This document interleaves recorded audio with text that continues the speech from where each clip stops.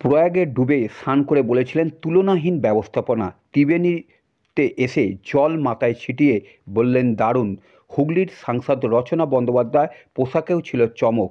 প্রয়াগরাজে সরস্বতী পুজোর দিন পুণ্যস্নান করেছিলেন গেরুয়া কাপড় পরে। আজ ত্রিবেণীতে কুম্ভে উপস্থিত হলেন সবুজ শাড়ি পরে। বললেন আমি কালার থেরাপি করি।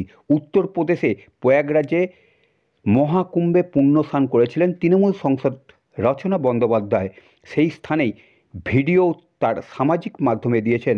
আজ ত্রিবেণীতে কুম্ভে এসে এ কথাই বললেন তিনি। তৃণমূল সাংসদ বলেন যে সরস্বতী পুজোর দিন ভিড় হবে বলেই আমাকে যেতে বারণ করেছিল। আমি বলেছিলাম সরস্বতী পুজোর দিনই স্নান করব। ওখানে খুব ভালো ব্যবস্থাপনা ছিল। অনেকটা দূরে গাড়ি রেখে পায়ে হেঁটে গিয়েছিলাম। ওর আগে যে দুর্ঘটনা হয়েছিল তখন হয়তো সেই ব্যবস্থাপনা ছিল না, তবে আমি যেদিন গেছি সেদিন খুব ভালো দেখেছি। এমনটা নয় যে ভিআইপি গেলেই তার জন্য আলাদা করে ব্যবস্থা করে ঢুকিয়ে দেওয়া হবে, কারণ সেই ব্যবস্থাপনা আমি দেখিনি। ওখানকার দুর্ঘটনার পর ওখানকার সরকার হয়তো আরও বেশি তৎপর হয়েছে।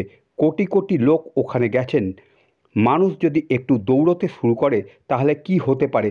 ত্রিবেণীর কুম্ভমেলার ব্যবস্থাপনা ভালো, সব দপ্তর মিলে একসাথে কাজ করেছে।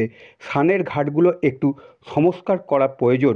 আমি আমার সাধ্যমতো চেষ্টা করব। মহাকুম্ভে স্নান করেছিলেন, তাই এখানে এসে গঙ্গার জল মাথায় নিলাম। আজ মাঘী পূর্ণিমা, আমার সংসদ এলাকা, যদি না যাই তাহলে কি করে হয়। প্রয়াগে গেরুয়া পোশাক ছিল, আজ ত্রিবেণীতে সবুজ পোশাক কেন?